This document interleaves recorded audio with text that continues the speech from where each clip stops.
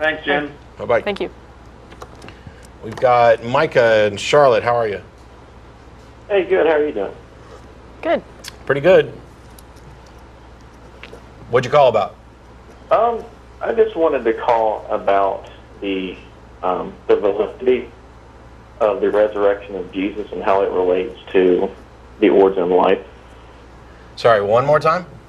The validity of the resurrection of Jesus and how it relates to the origin of life. Okay. And here's my question: since you're an atheist and I'm a theist, we both kind of have different viewpoints. I believe that the origin of life is supernatural, and you believe that it's natural. Yes. And would you agree that, I'm not saying there is evidence that Jesus rose from the dead. If Jesus was dead for 3 days and he rose from the dead, would you agree that would be a supernatural event? That it's not something that we see in the natural world, so therefore it's not science. I don't know. Yeah. That's not enough details. See, one of the things is that death isn't extremely well defined. We pull people back from the brink of death. Yeah. So I can't say for sure that it would be supernatural. I can say that it would certainly be Extraordinary. it would certainly be extraordinary and would seem to be supernatural.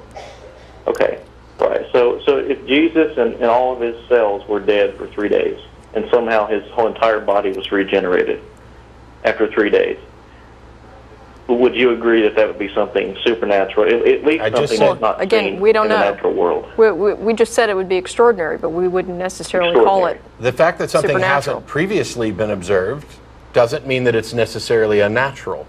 What I said when I answered your question is that I don't know what I would consider it. There's not enough information, but I'm willing to grant that that sort of thing might be perceived as supernatural and could in fact be.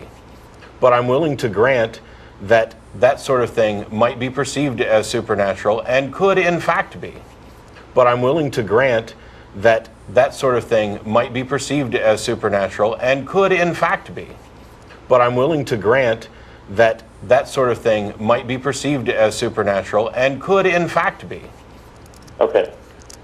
But you would definitely agree, since it's not something that is seen in the natural world, that at this point in time it cannot be considered science, right? We don't know. It can't be considered science. See, everything about the phrasing about this is kind of clumsy. I'm assuming you mean that there wouldn't be a scientific explanation, and the answer is we don't know. Right. Well, no, there would be. The answer would be no, because we would have the very first occurrence, and we would then need to investigate it in order to determine. So at the time that it occurred, there wouldn't be a scientific explanation. But there's lots of things for which we don't currently have a scientific explanation. That doesn't make them supernatural. Right, exactly. So if that were to, if Jesus' resurrection were indeed true, it would not be something that would have empirical support. We wouldn't have any scientific theory of how it happened, right? Well, are you saying that we couldn't use the scientific method to investigate it? We could, but since it's something that we don't see in that, and what I'm saying is that there is a historical claim that Jesus rose from the dead. Yes. Okay. And since we do not see anything, we don't see men dying for 3 days and resurrecting in the natural world that we have today. Would everyone agree with that? Yes, That's I'm unaware correct. of any confirmed case of that happening ever, including Jesus. Right. Okay. So I guess here's the entire point I'm trying to make. Okay, is that we both agree that if Jesus did rise from the dead, there's no scientific evidence in the natural world that such a thing can happen, that it's actually a natural process, that a man can be dead for 3 days, his cells be dead, and somehow be regenerated after 3 days. Okay? So by your own logic... Well, hang on. Before we get to my own logic, two quick things. You're saying we agree on something, and then the way you phrase it sounds like it was pre-written and doesn't match what I actually agreed to.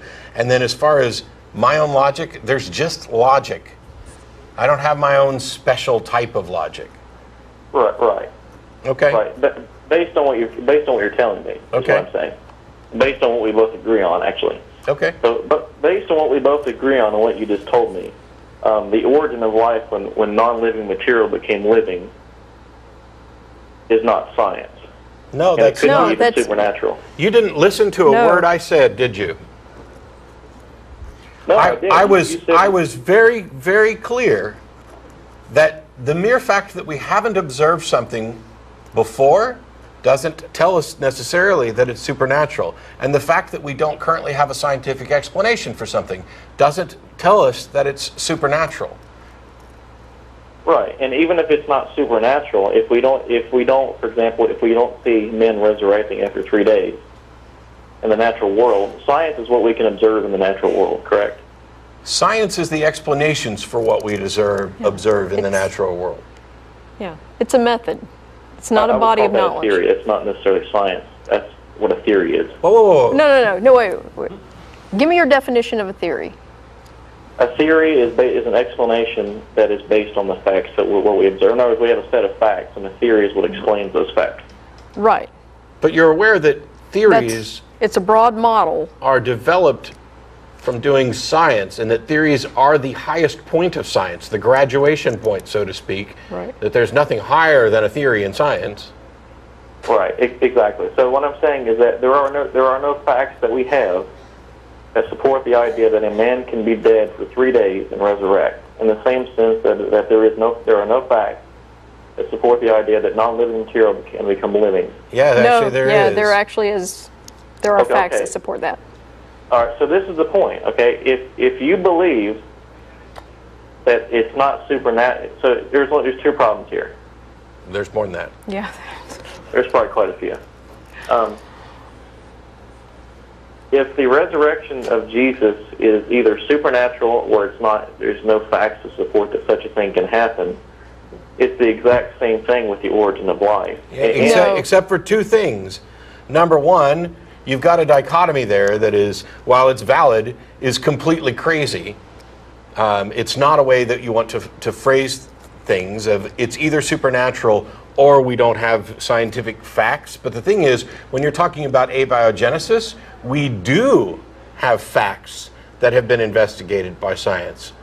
We don't fully understand abiogenesis. We don't understand everything about it, but we have, in the laboratory, demonstrated that it is possible for natural material, by purely natural mechanisms, to give rise to the building blocks of life. Right. And here's the issue of that. I've actually studied this quite a bit. This whole theory of abiogenesis can't even get to the step of producing a protein. What we can do is... No. For somebody who's studied this quite a bit, I just... Yeah. This is baffling because let me give an example. Can't get to the step of producing a protein. Do you realize how much further down the chain a protein is than just the building blocks of living material? That you're objecting to somebody not being able to create a 747. Right, and I'm assuming you know what a protein is, correct? Yeah. Yes. However, I'm wondering why we're going through all of this, because there's a fundamental problem at the base of this. And one of them is this. There's absolutely nothing that we can investigate with regarding the resurrection of Jesus. It's a historical claim. There's no scientific evidence for it. And so is abiogenesis. No. It's also a historical claim. No, because abiogenesis, we can never say what actually happened, how our life formed, unless we actually find historic evidence to support that. No. It's also a historical claim. No, because abiogenesis, we can never say what actually happened, how our life formed, unless we actually find historic evidence to support that. No. It's also a historical claim. No, because abiogenesis, we can never say what actually happened, how our life formed, unless we actually find historic evidence to support that. No. It's also a historical claim. No, because abiogenesis, we can never say what actually happened, how our life formed, unless we actually find historic evidence to support that. But the process, the scientific investigation of the possibility of abiogenesis demonstrates that it's possible, or that it's not impossible. And therefore, you're not in this situation like you are with a resurrection, where you have no examples of anything like this, something that was living, become dead, and then become living without any sort of action taking place on it. I think if abiogenesis is true, then it's just as valid that a man possibly could raise from the dead. Well, I think that if it's demonstrated that abiogenesis can occur, then yeah, it may be possible to demonstrate that there's a scientific method by which somebody who was dead can return to being alive. Right. Okay? But that's all still natural, and it doesn't mean that it was likely to have happened in the first century. Right. Okay? But that's all still natural, and it doesn't mean that it was likely to have happened in the first century. Right. Okay? But that's all still natural, and it doesn't mean that it was likely to have happened in the first century. Right. And since you were talking about abiogenesis and I was actually talking about protein, I do have a very simple question, assuming you know what proteins are. In order to get a protein to form, the amino acids do not fold themselves into a protein. You understand that, right? I'm aware of that. Yes. Okay. They need a ribosome, correct? Where are we going, and why are we going there here? Yeah. Why aren't you calling science shows? Well, I just assume that atheists, study science quite a bit. I am. Here's the thing. No, I'm no expert in any of the science stuff. Jen knows this stuff better than I am, so I should shut up, except for one little thing. How is any of this relevant to whether or not there's a God? Because that's what this is all about, right? You believe there's a God and I don't, right? Right. And I think it is relevant because I think I can easily show how abiogenesis is scientifically impossible. Aha! Now we get to the crux of it. This is why I said there's a big old fat problem at the back end of this. Your position is that abiogenesis is impossible.